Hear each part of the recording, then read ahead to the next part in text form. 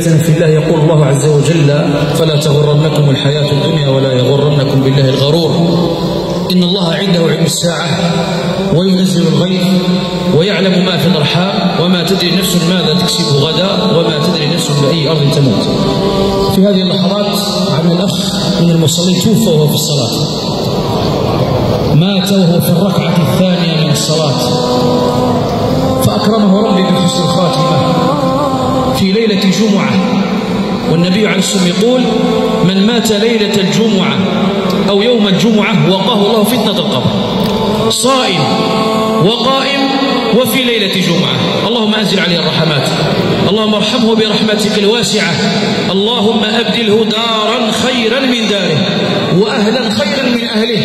ما أحوجنا أيها الأحباب إلى هذه الميتة، موت سبحان الله وهو في الصلاة قائم بين يدي الله جل وعلا في رمضان. أهله اللهم صبرهم يا رب العالمين. نسأل الله جل وعلا لأهله الصبر والسلوان. اللهم ارزقنا ميتة سوية ومردا غير مخزن ولا فاضح، وعظم الله أجور الجميع. وصلى الله على سيدنا محمد. سبحان ربك رب العزة عما يصفون، وسلام على المرسلين والحمد لله رب العالمين.